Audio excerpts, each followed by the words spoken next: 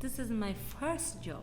The first day, I had really nervous. Very nervous. What I'm gonna do right here because how I'm gonna work with children. The teacher here not let me come nervous. And they tell us how to work with children and everything. I'm coming good teachers.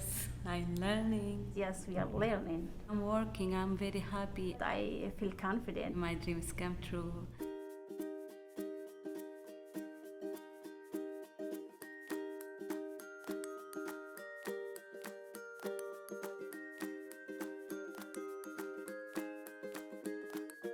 This was the brainchild of our CEO, Paige McKay-Kubik. The Refugee Women's Internship Program that we started here at Frazer Center, it's amazing how quickly it came together. It just made us know it was the right thing to do. As soon as she presented it to me, I thought it would be a great opportunity for Frazer Center to kind of expand our reach a bit as it pertains to inclusion. We were really racking our brains on how we could recruit the team that we needed in the current hiring crisis.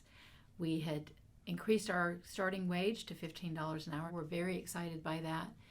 But still, with all the challenges of the pandemic, very few people were coming into the profession of early childhood education. So we were thinking outside the box. We heard in the news that there were a lot of Afghan refugees that would be headed our way.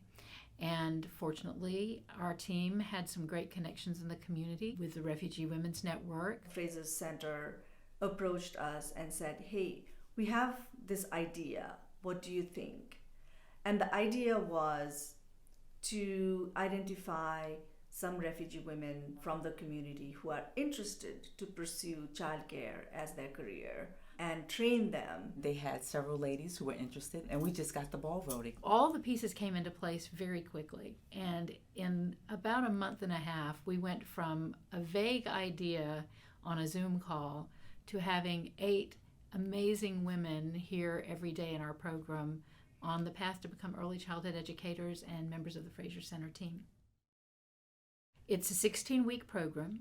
The interns are here as paid members of our staff, paid interns. During the mornings, they are spending time in the classrooms with our lead teachers, with getting hands-on experience. It started out with them just observing, and as they've learned more, they are now actively participating in what's happening in the classrooms.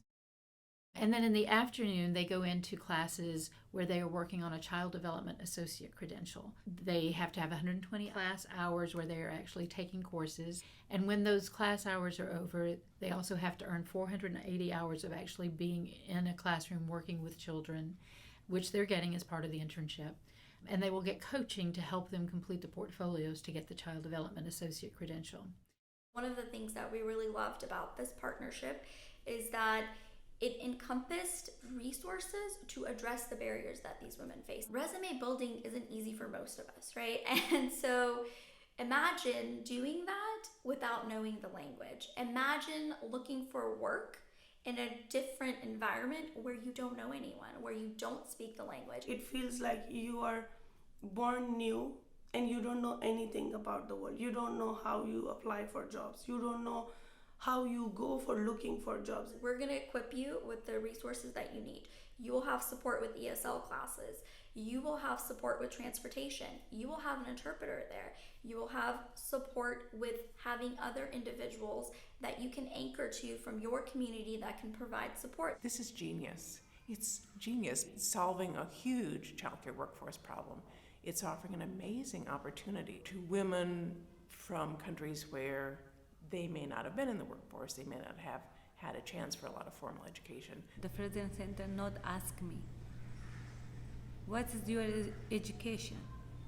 You know English or not? No, just tell me, come work with us.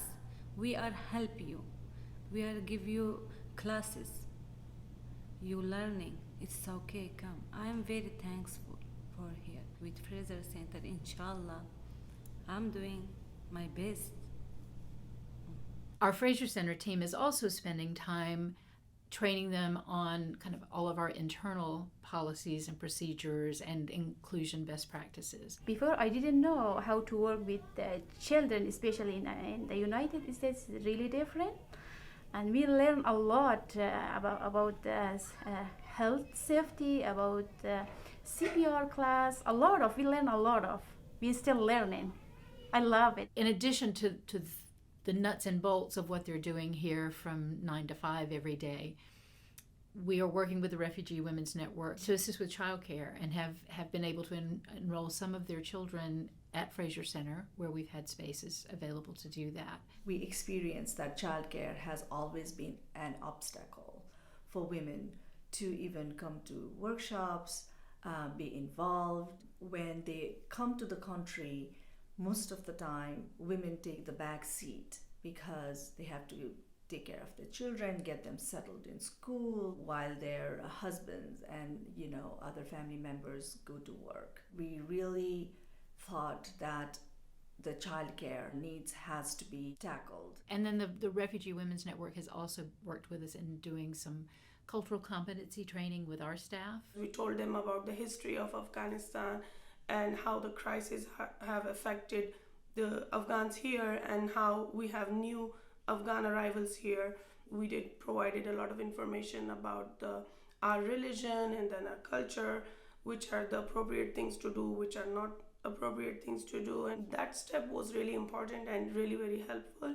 And then the teachers there really felt very connected, and they were like, oh, we are going to support them any way we can.